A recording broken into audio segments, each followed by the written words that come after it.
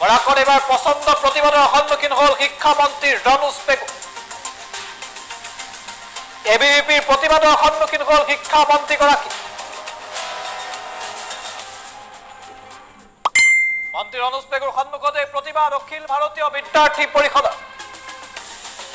মাতৃভাষাত প্ৰাথমিক শিক্ষা দিয়াৰ দাবিত প্ৰতিবাদত বহিল অখিল ভাৰতীয় বিদ্যাৰ্থী পৰিষদ।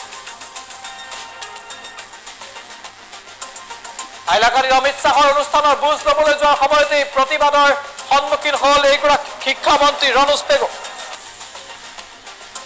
ৰাষ্ট্ৰীয় শিক্ষা নীতি অনুসৰি অসমতো প্ৰাথমিক শিক্ষা মাতৃভাষাত দিয়াৰ দাবী প্ৰতিবাদকাৰী।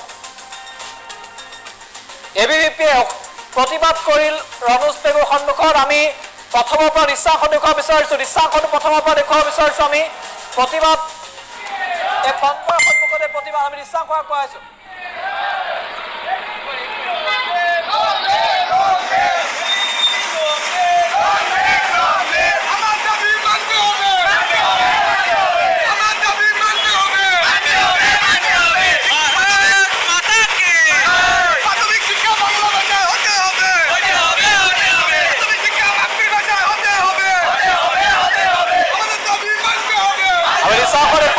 শিক্ষামন্ত্ৰীগৰাকী সন্মুখতে প্ৰতিবাদত বহিছে আৰু গাড়ীৰ পৰা নামি আহিছে শিক্ষামন্ত্ৰী ৰনোজ পেগু। সেই দৃশ্য আমি দেখুৱাইছোঁ। গাড়ীৰ পৰা নামি আহি প্ৰতিবাদকাৰীসকলৰ সৈতে বাৰ্তালাপত মিলিত হৈছে শিক্ষামন্ত্ৰীগৰাকী। দৃশ্যাংশ দেখুৱাইছোঁ।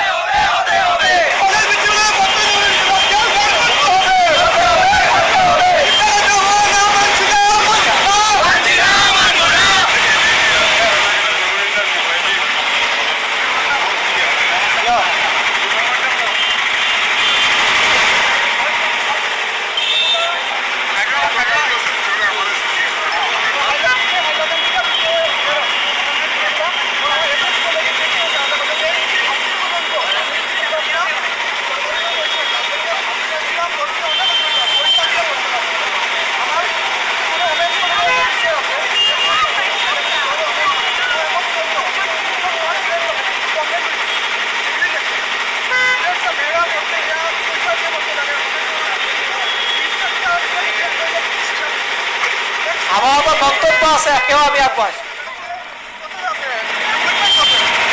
দেখুন, বিগত কয়েক বছর থেকে বিদ্যার্থী পরিষদ বিভিন্ন শৈক্ষিক সমস্যা নিয়ে আর আন্দোলন করে যাচ্ছে। বিভিন্ন বিষয়, যেমন আমাদের এসএস কলেজের যে বাণিজ্যিক বিভাগ, সেই বিভাগটি এখনও সরকারিকরণ করা হয়নি, যার দরুন ছাত্রছাত্রীরা অনেক টাকা খরচ করে পড়াশোনা করতে হচ্ছে। তাছাড়া একটি মুখ্য উদ্দেশ্য যেটি হচ্ছে আমাদের একটি রাষ্ট্রীয় শিক্ষানীতি, সেই শিক্ষানীতিতে দেখছি আমরা যে প্রাথমিক শিক্ষা ব্যবস্থা আর নিজের মাতৃভাষায় হতে হবে, সেই বিষয়টিকে উপেক্ষা করে আর আসামের যে সরকার, সেই সরকার একটি নির্ণয় নিয়েছে যে প্রাথমিক শিক্ষার মধ্যে অঙ্ক এবং বিজ্ঞান বিষয়টি ইংরেজি মাধ্যমে করা হবে।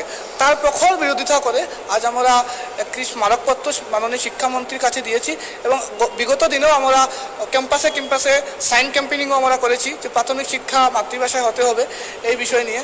তাছাড়া আমাদের হাইলাকান্দি শহরে একমাত্র মহিলা কলেজ, যেটি অনেক পুরনো, নিজের বিল্ডিং নিজের জায়গা থাকা সত্ত্বেও সেই কলেজটি এখন পর্যন্ত প্রভিন্সিয়ালাইজ হয়নি। ছাত্রছাত্রীরা বিভিন্ন সমস্যার সম্মুখীন হতে হয়। যখন অন্য কলেজে ভ্যাকেন্সি থাকে না, তখন মহিলাদের এখানে আসতে হয় এবং টাকার জন্য ওরা পড়তে পারে না।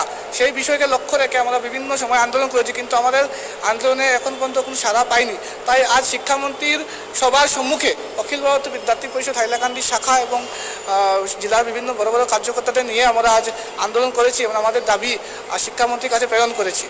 আশা করি এবং শিক্ষামন্ত্রী আমাদের বলেছেন যে অতি সত্বর এই দাবিগুলো পূরণ তিনি করার চেষ্টা করবেন।